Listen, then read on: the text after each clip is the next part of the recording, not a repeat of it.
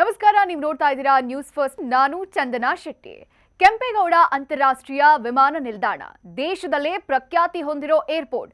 ಪ್ರಯಾಣಿಕರಿಗೆ ಹೈಟೆಕ್ ಸೌಲಭ್ಯ ಕೊಟ್ಟಿರೋ ಕೆಐಎ ಇದೀಗ ಮತ್ತೊಂದು ಮೈಲಿಗಲ್ಲು ಸಾಧಿಸೋಕೆ ಸಿದ್ಧವಾಗಿದೆ. ಹಾಗಾದ್ರೆ ಏನದು ಕೇಳಿದ್ರೆ ನಿಜಕ್ಕೂ ಖುಷಿ ಆಗ್ತೀರಾ? ಈ ವಿಡಿಯೋ ನೋಡಿ.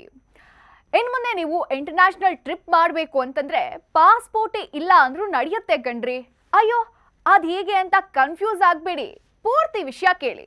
ಬೆಂಗಳೂರಿನ ಕೆಂಪೇಗೌಡ ಏರ್ಪೋರ್ಟ್ ಹೊಸ ಮೈಲುಗಲ್ಲು ಸಾಧಿಸೋಕೆ ಸಿದ್ಧವಾಗ್ತಾ ಇದೆ. ಸದ್ಯಕ್ಕೆ ಡಿಜಿ ಯಾತ್ರಾ ಮುಖಾಂತರ ಪಾಸ್ಪೋರ್ಟ್ ಇಲ್ಲದೆ ಟ್ರಾವೆಲ್ ಮಾಡೋಕೆ ದೇಶೀಯ ಪ್ರಯಾಣಿಕರಿಗೆ ಸೌಲಭ್ಯ ಇದೆ. ಆದ್ರೆ ಇನ್ನು ಮುಂದೆ ಈ ಸೌಲಭ್ಯವನ್ನ ಅಂತಾರಾಷ್ಟ್ರೀಯ ಪ್ರಯಾಣಿಕರಿಗೂ ವಿಸ್ತರಣೆ ಮಾಡೋಕೆ ಚಿಂತನೆ ನಡೆಸಲಾಗ್ತಾ ಇದೆ. ಬೆಂಗಳೂರು ಅಂತಾರಾಷ್ಟ್ರೀಯ ವಿಮಾನ ನಿಲ್ದಾಣ ಲಿಮಿಟೆಡ್, ಇಂಡಿಗೋ ಏರ್ಲೈನ್ಸ್, ಡಿಜಿ ಯಾತ್ರೆ ಫೌಂಡೇಶನ್ ಮತ್ತು ಅಂತಾರಾಷ್ಟ್ರೀಯ ವಿಮಾನ ಸಾರಿಗೆ ಸಂಸ್ಥೆ ಜಂಟಿಯಾಗಿ ಈ ಪ್ರಯೋಗವನ್ನ ಯಶಸ್ವಿಯಾಗಿ ನಡೆಸಿದೆ.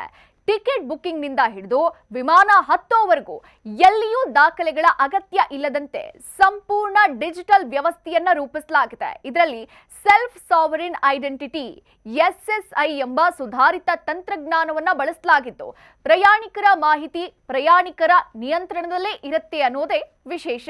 ಇನ್ನು ಪ್ರಯಾಣಿಕರಿಗೆ ಆಗೋ ಲಾಭಗಳೇನು ಅನ್ನೋದನ್ನ ನೋಡ್ತಾ ಹೋದ್ರೆ, ನಿಲ್ದಾಣದಲ್ಲಿ ಸರತಿ ಸಾಲಲ್ಲಿ ನಿಲ್ಲೋ ಅವಶ್ಯಕತೆ ಇರೋದಿಲ್ಲ. ತಪಾಸಣೆ ಪ್ರಕ್ರಿಯೆಗಳು ಕ್ಷಣಾರ್ಧದಲ್ಲಿ ಮುಗ್ದೋಗುತ್ತೆ. ದಾಖಲೆಗಳನ್ನ ಪದೇ ಪದೇ ಪರ್ಸ್ ಅಥವಾ ಬ್ಯಾಗ್ನಿಂದ ತೆಗೆಯೋ ಕಿರಿಕಿರಿ ಇರೋದಿಲ್ಲ. ಈ ವ್ಯವಸ್ಥೆಯು ಅಂತಾರಾಷ್ಟ್ರೀಯ ಗುಣಮಟ್ಟಕ್ಕೆ ಅನುಗುಣವಾಗಿತ್ತು.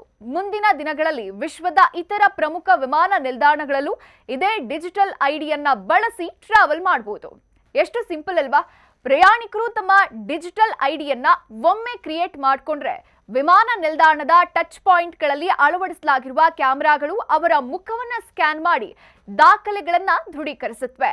ಅಂಡ್ ಮತ್ತೊಂದು ವಿಚಾರ ಏನಂದ್ರೆ, ಈ ರೀತಿಯ ಸೌಲಭ್ಯ ಕೊಡ್ತಿರೋ ಭಾರತದ ಮೊಟ್ಟ ಮೊದಲ ಏರ್ಪೋರ್ಟ್ ನಮ್ಮ ಕೆಂಪೇಗೌಡ ಅಂತಾರಾಷ್ಟ್ರೀಯ ವಿಮಾನ ನಿಲ್ದಾಣ ಅನ್ನೋದೇ ವಿಶೇಷ. ಇದಾಗಿತ್ತು ಇವತ್ತಿನ ವಿಶೇಷ. ನೋಡ್ತಾ ಇರಿ ನ್ಯೂಸ್ ಫಸ್ಟ್, ನಿರ್ಭೀತಿಯಿಂದ ನಿಮ್ಮ ಪರವಾಗಿ. ನ್ಯೂಸ್ ಫಸ್ಟ್, ನಿರ್ಭೀತಿಯಿಂದ ನಿಮ್ಮ ಪರವಾಗಿ.